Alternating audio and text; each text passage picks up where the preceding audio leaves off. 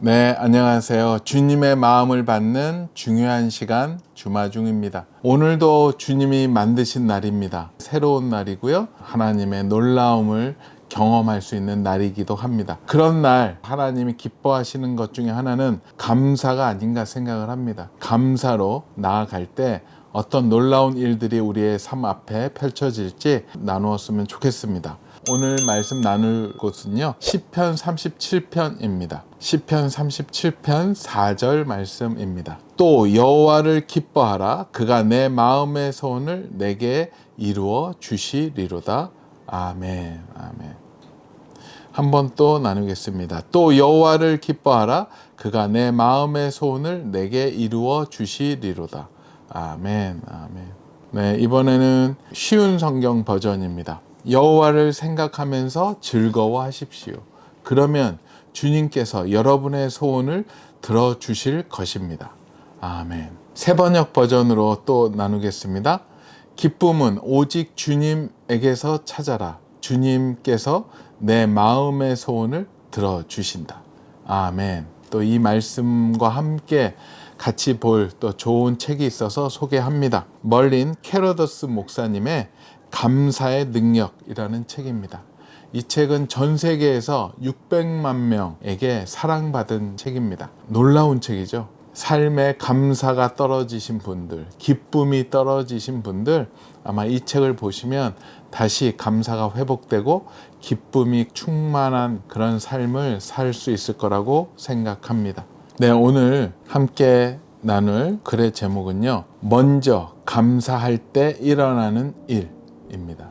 한 어머니가 나를 찾아와 나이트클럽에서 댄서로 일하는 딸을 위해 기도해 달라고 부탁했다. 나는 기꺼이 함께 기도하겠다고 하면서 딸의 상황에 대해 하나님께 감사했다. 그러자 그 어머니가 소름 끼친다는 듯한 눈으로 나를 쏘아보았다. 딸이 예의 범절을 조롱하고 종교를 비웃는 걸 하나님께 감사하라고요? 그렇게 말씀하지 마세요. 난 딸의 불행에 대해 사랑의 하나님이 아니라 사단에게 감사해야 할 게 분명해요. 그 어머니는 어려운 선택 앞에 서 있었다. 그녀는 평생 좋은 일은 모두 하나님께 감사하고 나쁜 일은 모두 사단을 탓해야 한다고 배웠다. 그래서 나는 그녀와 함께 성경책을 보면서 하나님이 그분을 사랑하고 믿는 자들을 위해 모든 것을 합력하여 선을 이루시며 아무리 악한 상황이 닥쳐도 우리가 범사에 감사하길 원하신다는 구절을 찾아 같이 읽었다. 어머니는 딸이 사단의 지배를 받고 있다고 생각할 수 있어요. 하지만 크신 하나님의 능력에 대한 믿음이 부족하여 딸을 향한 하나님의 완벽한 계획이 이루어지기 어렵게 만들 수도 있습니다. 아니면 하나님의 역사하심을 믿고 범사에 감사하며 어머니의 찬양으로 따님의 삶 가운데 역사하시는 하나님의 능력이 나타나게 할 수도 있고요. 결국 그녀는 노력해 보기로 했다. 왜 이렇게 해야 하는지 모르겠지만 하나님께서 그분이 하시는 일을 알고 계신다고 믿고 그분께 감사하겠습니다. 우리는 함께 기도했다. 그녀는 마음의 새로운 평안을 얻고 돌아갔다. 난생 처음 딸 걱정에서 벗어났어요. 라며 활짝 웃어 보였다. 그리고 나중에 무슨 일이 일어났는지 말해 주었다. 바로 기도한 날 밤 딸이 거의 벗다시피 한 채 작은 무대에서 춤추고 있는데 한 청년이 나이트클럽에 들어왔다. 그는 딸을 똑바로 바라보며 다가와 이렇게 말했다고 한다. 예수님이 정말로 당신을 사랑하십니다. 댄서인 딸은 젊은 남자들이 던지는 온갖 종류의 말을 듣는데 익숙했지만 이런 말은 들어본 적이 없었다. 그래서 무대에서 내려와 그와 함께 탁자에 앉아 물었다. 왜 그런 말을 내게 하는 거죠? 그는 길을 걷다가 하나님이 말씀하시는 걸 느꼈다고 했다. 특정한 나이트클럽에 들어가 춤추는 댄서에게 예수 그리스도가 영생이라는 선물을 거저 주셨다라고 말하라고. 넋이 나간 듯 그를 바라보던 딸의 두 눈에 눈물이 차올랐다. 그리고 그녀가 조용히 말했다. 그 선물 받고 싶어요. 딸은 그곳 나이트클럽 탁자에서 선물을 받았다. 하나님을 찬양하는 것은 마법 같은 성공 공식이 아니다. 하나님의 말씀이 확고하게 뒷받침하는 삶의 방식이다. 우리는 예상되는 결과가 아닌 상황 그 자체로 하나님을 찬양해야 한다. 한쪽 눈으로 몰래 예상되는 결과를 바라보며 하나님을 찬양하는 건 자신을 스스로 속이는 일일 뿐이며, 그렇게 해서는 우리 자신과 상황을 바꿀 수 있는 그 어떤 일도 일어나지 않는다. 찬양은 미래에 어떤 일이 일어나길 바라거나 생각하는 게 아니라 우리를 향한 하나님의 사랑과 온전하신 뜻의 일부로 현재를 받아들이는 것에 기반한다. 이것은 주님을 찬양할 때 반드시 관철되는 절대적인 법칙이다. 나에게 혹은 주변에 일어나길 기대하는 일에 대해 하나님께 찬양하는 게 아니다. 바로 지금 있는 곳에서 내 모습으로 하나님의 하나님 되심을 찬양하는 것이다. 물론 진심으로 하나님께 감사하며 그 결과로 어떤 일이 분명히 일어난다. 하나님의 능력이 그 상황에서 흘러 들어오고 우리는 우리 내면이나 주변에서 변화를 감지할 것이다. 그러나 이것은 찬양의 결과이지 동기가 되어서는 안 된다. 찬양은 주님과 협상하는 것이 아니므로 이렇게 말해선 안 된다. 주님을 찬양할 테니 저를 축복해 주세요. 여기서 중요도의 순서를 주목하라. 마음의 소원을 나열하고 그것을 얻기 위해 여호와를 기뻐하는 게 아니라 먼저 기뻐해야 한다. 하나님으로 인해 진정한 기쁨을 경험하면 다른 모든 게 덜 중요해진다. 그런데도 하나님이 여전히 우리 마음의 소원을 들어주길 원하신다는 건 사실이다. 그것이야말로 우리를 향한 그분의 바람이며 계획이다. 우리가 모든 일에서 주님과 함께 기뻐하는 법을 먼저 배울 수 있다면 얼마나 좋을까. 아멘. 여기서 얘기하는 그 찬양은 결국은 우리의 감사의 마음, 찬양, 말들로 표현이 된다라고 생각을 합니다. 우리가 주님께 먼저 찬양하고 감사할 때 하나님은 놀랍게 일하신다라는 것을 오늘 또 말씀을 통해서, 글을 통해서 나타나 있습니다. 우리의 마음의 소원이 이루어져서 기뻐하는 것은 당연합니다. 하지만 이루어지지 않았을 때 먼저 기뻐하고 감사할 때 하나님께서는 그 일을 이루어 가시고 또한 그 일을 통해서 또 감사 위에 감사로 더해 주시는 것을 저도 삶에서 경험하는 것 같아요. 이 말씀을 묵상하다가 정말로 하나님이 기억 속에 사라졌던 아주 재미있는 그 먼저 감사하고 기뻐했고 주님을 기대했었던 그때 일을 생각나게 해 주시더라고요. 2007년도에 일본에 선교하러 갔다가 부흥회에서 은혜를 흠뻑 받고 왔고 성령님을 처음 경험했고 깊은 체험 가운데 있었었고, 그리고 이제 한국에 돌아왔습니다. 그래서 막 불이 뜨겁죠. 이 불을 빨리 나눠야 될 거 아닙니까? 그런데 이제 기존의 우리 규장과 가피풀은 저의 예전의 모습으로 그대로 있었죠. 리더의 모습을 항상 따라가는 것 같아요, 색깔이. 이제 저도 굉장히 보수적인 곳에서 신앙생활을 했고 또 그런 성령님의 나타나심 뭐 이런 거에 대한 좀 부정적인 생각이 솔직히 많이 있었어요. 그런 것도 못하게도 했고 그냥 말씀만 제대로 하면 되지 뭘 그런 것까지 말씀대로만 살아 막 이렇게 저도 말씀대로 살지 않으면서 괜히 그렇게 비난하고 평가절하했었던 것 같아요. 성령 사역이나 체험적인 그런 영역에 대해서. 그런데 이제 그런 게 다 열리고 오게 되니까 이거를 이제 번복을 해야 되고, 우리는 이제 성령님도 우리가 받아들인다. 이제 이 얘기를 해야 되는데 워낙 조직이 굳건했습니다. 왜냐하면 저도 그랬었으니까. 그런데 이제 우리 평 지원들은 어느 정도 얘기할 수 있고 설득할 수 있었는데 저랑 가장 호흡도 잘 맞고 또 의지도 많이 했고 많이 배웠던 분이 한 분 계셨는데 현직 목사님이셨어요. 이분이 이제 저희 편집 국장님이셨어요. 뭐 신학적인 판단도 하시고, 근데 가장 보수적인 교단이었기 때문에 그분도 저랑 같이 성령님에 대해서 굉장히 그런 부정적인 생각이었고 담을 쌓고 전혀 허락을 안 하셨죠. 근데 저랑 그렇게 호흡을 맞췄다가 이제 저만 이제 일본에 가서 이런 경험을 하고 오게 되니까 이게 좀 쉽지가 않더라고요. 그래서 우리 편집국장님한테 솔직하게 저의 간증을 했어요. 리얼하게. 저도 그렇잖아요. 같은 생각이었잖아요. 성령님에 대한 생각이. 그런데 그게 아니더라고요. 그게 이제 하면서 그게 다는 아니지만 이런 것도 충분히 있더라. 근데 어떡하냐, 내가 경험을 했고 체험을 했는데.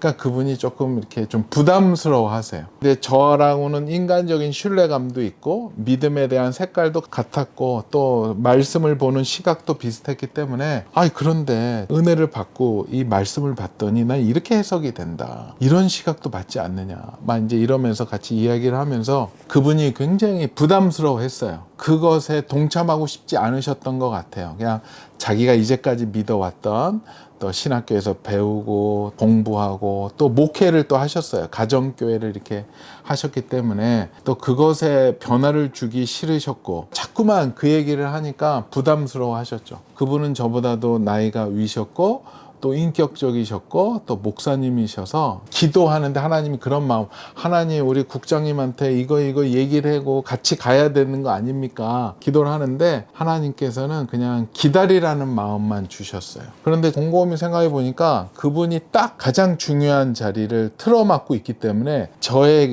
이 성령님의 그 새로운 그것을 그분을 통과하지 않으면, 그분과 함께 하지 않으면 이거가 통과하기 힘든 상황에 있었던 것 같아요. 근데 기도하면은 하나님이 너를 회개를 하라고 계속 저에 대해서 말씀하셨지 다른 거 누구에 대해서는 얘기하지 않으셨어요. 저는 그냥 주님 말씀 믿고 그냥 기대했습니다. 그리고 미리 선포했어요. 주님, 우리 국장님, 이 목사님과 함께 이 하나님 나라의 복음과 성령님에 대한 이야기를 한쪽으로 치우치지 않고 온전하게 잘 전달될 수 있도록 하나님 기회를 달라고 이제 그렇게 기도하기 시작을 했었습니다. 먼저 기도했습니다. 먼저 선포했고 그랬는데 하나님이 놀랍게 역사하시기 시작했어요. 이거는 정말로 어떻게 표현할 수 없을 정도의 하나님의 놀라운 역사하심이었어요.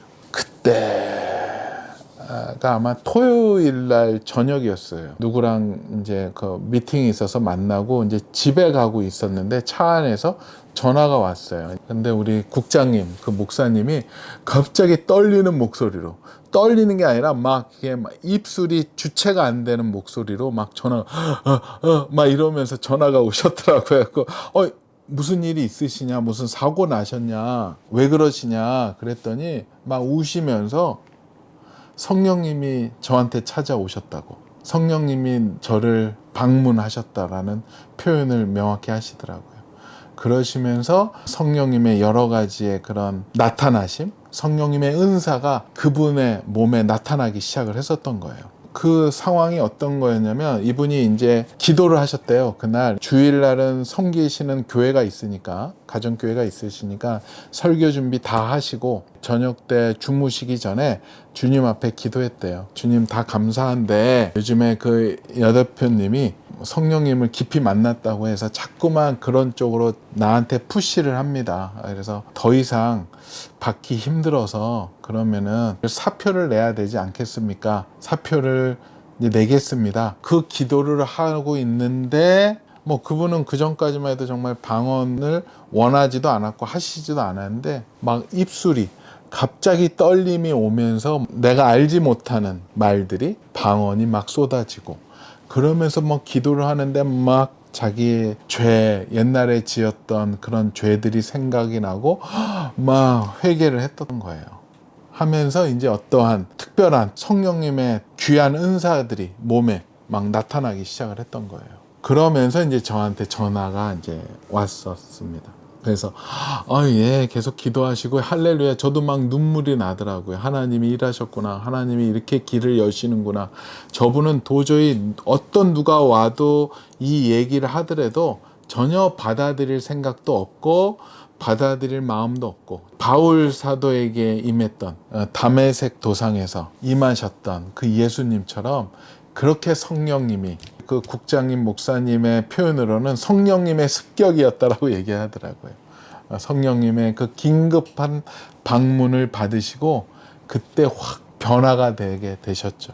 그러면서 이제 그 다음날 이제 만났는데 회사 일은 안 하고요. 둘이서 손을 잡고 막 부둥켜 안고 막 껴안으면서 눈물 나면서 그냥 그때 일을 하지도 않고 그 방에서 그냥 하루 종일 그 성령님 얘기만 꽃을 피웠어요. 그러면서 자기가 그동안에 힘들었고 이렇게 해서 이제 그만두려고 했는데 이렇게 찾아오셨고, 이게 대표님이 얘기하신 게 맞더라. 너무 편협하게 성경을 봤었다. 막 회개의 시간, 아니에요. 충분히 저도 그랬으니까는요. 괜찮습니다. 이제 우리가 잘하면 되죠. 이제 그랬었던 기억이 납니다. 하나님이 왜 그 기억을 나게 했는지는 잘 모르겠지만 먼저 감사하고 먼저 기대하고, 저는 그때는요, 그분이 아직 변화되지 않았을 때도 저는 그때 항상 기쁜 상황이었어요. 항상 그때 성령 충만한 가장 좋았을 때 상태였으니까는요. 그때 기도해도 별로 걱정되지 않았어요. 그분이 저를 되게 피하고 모른 척하고 막 이렇게 할 때도 막 웃었어요. 피해봤자 예수님 그 손바닥 아닐 텐데, 예수님이 어떻게 만지시나 두고 봅시다. 이제 속으로 이제 생각을 했는데 그렇게 이제 만지시더라고요. 그러고 나서 그분이 이제 그 변화가 되니까 그분이 막고 있었던 게 완전히 뚫리잖아요. 그러면서 예배 시간에 이거에 대해서 같이 나누고, 그러면서 이분이 이제는 더 나누시는 거예요. 저보다 더 성경적으로 성령님을 풀어서 나누시는데, 이제 나중에 한 번 더 나누겠지만 이분이 이제 그 성령에 감동돼서 십자가 설교를 할 때 저희 공동체가 한 번 더 뒤집어지는 회개의 역사가 일어나는 일이 있었던 것 같아요. 우리가 먼저 주님 앞에 기도하고 나눌 때 하나님께서는 놀랍게 역사해 주신 것 같아요. 우리 오늘 읽었던 본문 중에 이 구절이 있어서 같이 나누기 원합니다. 여기서 중요도의 순서를 주목하라. 마음의 소원을 나열하고 그것을 얻기 위해 여호와를 기뻐하는 게 아니라 먼저 기뻐해야 한다. 하나님으로 인해 진정한 기쁨을 경험하면 다른 모든 게 덜 중요해진다. 그런데도 하나님이 여전히 우리 마음의 소원을 들어주길 원하신다는 건 사실이다. 그것이야말로 우리를 향한 그분의 바람이며 계획이다. 우리가 모든 일에서 주님과 함께 기뻐하는 법을 먼저 배울 수 있다면 얼마나 좋을까. 아멘. 그래요. 우리 주마중 식구들, 우리가 함께 먼저 주님 앞에 나아가서 기뻐하며 감사하며 나아가는 우리 모두가 되었으면 좋겠습니다. 말씀 한 번 더 나누겠습니다. 또 여호와를 기뻐하라. 그가 내 마음의 소원을 내게 이루어 주시리로다. 아멘. 같이 기도하겠습니다. 주님 감사합니다. 주님 감사합니다. 맞습니다. 먼저 기도하겠습니다. 먼저 순종하겠습니다. 먼저 감사하겠습니다. 주님이 행하실 일을 기대하며 나아가겠습니다. 우리가 그럴 때 우리의 마음에 항상 기뻐할 수 있고 기쁨으로 주님을 사랑하며 섬기는 하나님의 백성들로 삼아 주시옵소서. 감사하며 거룩하신 예수 그리스도 이름으로 기도합니다. 아멘. 그래요. 먼저 기뻐하고 감사하는 우리 모두가 되었으면 좋겠습니다. 주님 앞에 오늘도 먼저 기쁨으로 감사함으로 나아가는 주마중의 모든 식구들 되었으면 좋겠습니다. 오늘도 블레싱.